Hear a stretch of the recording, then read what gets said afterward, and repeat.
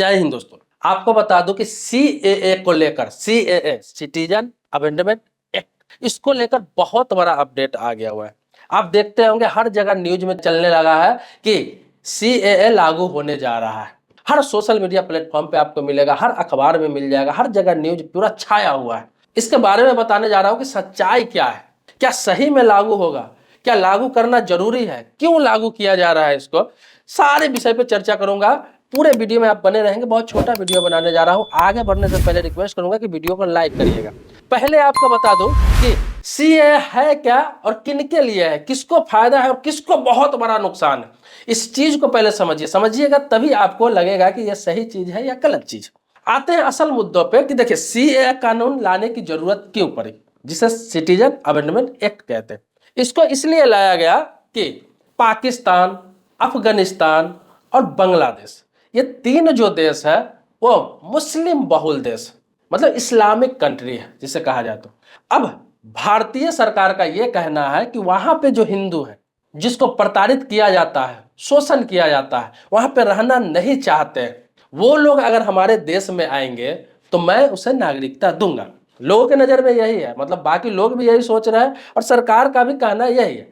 लेकिन मैं आपको बता दूं, इस कानून को जब पढ़ेंगे, इसके बारे में जब जानकारी लेंगे, तो ये कहा गया है कि इससे थोड़ा उलट है, अलग है।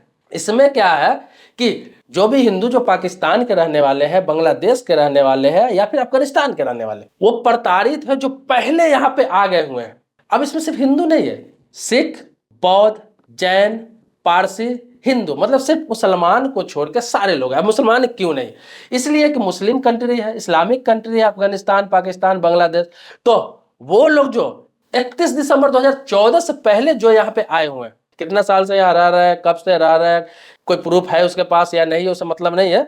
31 दिसंबर 2014 से पहले जितने भी हिंदू, पारसी, बौद्ध, जैन, सिख, इन तीनों कंट्री से यहाँ पे आए हुए हैं और परमानेंट यहाँ पे रह रहे हैं, चाहे वो शरणार्थी शिविर में रह रहे हो या किसी प्रकार से रह रहे हो, उनको नागरिकता दी जाएगी।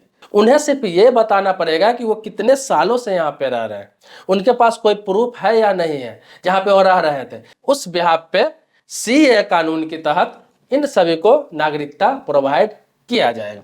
गृह मंत्री अमित शाह ने संसद में क्लियर कहा है कि इस नागरिकता को देने से कोई भी व्यक्ति रोक नहीं सकता है, कोई भी पार्टी रोक नहीं सकता है, कोई भी शक्ति रोक नहीं सकता है। हाँ, अब इसमें बहुत सारे लोग का ये सवाल था कि इससे मुसलमानों की दिक्कत होगी, मुसलमानों के लिए ये है वो है, बहुत सारी चीजें बात हो रही थी और इसको लेकर बहुत सारे आंदोलन भी हुए। मैं आपको बता दूं, इससे मुसलमान को किसी प्रकार का कोई हानि ही नहीं, ना ही मुसलमानों को ना किसी प्रकार का कोई इसमें टारगेट किया गया है। ये जो लोग रह रहे हैं उनको नागरिकता दिया जाएगा। हाँ, बहुत सारे लोगों के मन में यह है कि जो मुसलमान आए हुए हैं उन देशों से उनका क्या होगा। तो मैंने पहले भी कहा और सरकार भी कह रही है कि वो तो इस्लामिक कंट्री ऑलरेडी है, वो तो अपने वतन लौट सकते हैं, अपने देश लौट सकते हैं, उनको यहाँ रहने की जरूरत कहाँ है। और एक तरह से देखा जाए तो सही भी है, इसको आप अदरवाइज नहीं लेंगे। बहुत सारे लोग गलत कमेंट करेंगे, मुझे पता है, इस बात को गलत लेंगे, लेकिन मैं आपको बार बार कह रहा हूं कि मुसलमानों से इस कानून को कोई लेना देना नहीं, मुसलमान को किसी प्रकार का कोई दिक्कत ही नहीं है।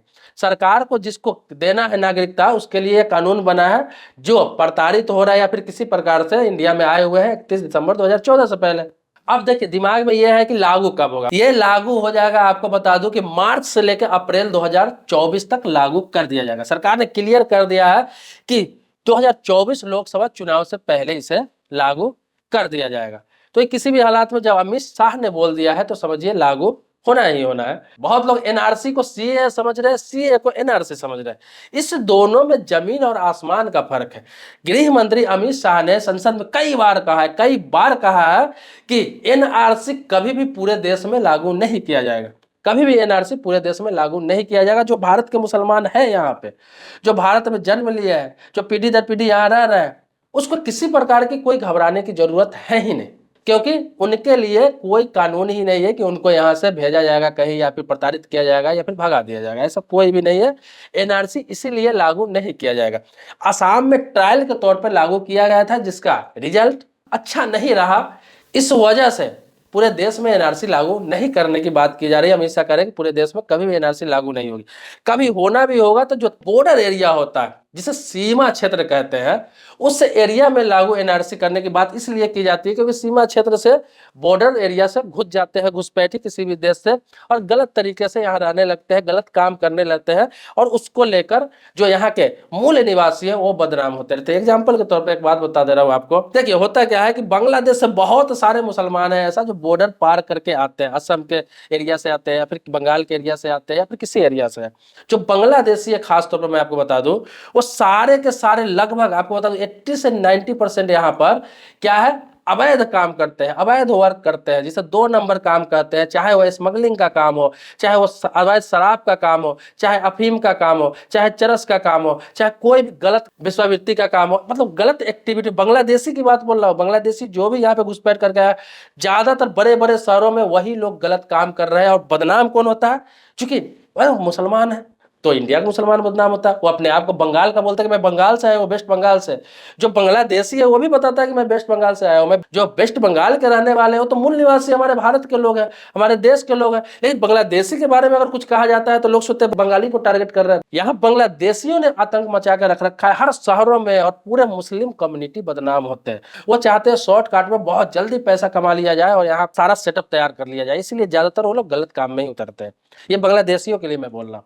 तो घबराने की जरूरत नहीं है, यहाँ पर जो मूल निवासी मुसलमान है उनको घबराने की जरूरत नहीं है। सीए से उनका कुछ लेना देना नहीं है। एनआरसी पूरे देश में कभी लागू नहीं होगा, नहीं किया जाएगा। अगर किया भी गया कभी तो आप तैयारी रखिए, आप कागजात तैयार रखिए, पेपर तैयार रखिए, कभी कोई दिक्कत नहीं आएगी। और रही सीए के बाद, तो सीए लागू होने से किसी को कोई फर्क नहीं पड़ने जा रहा है, ना हिंदुओं को ना मुसलमानों को।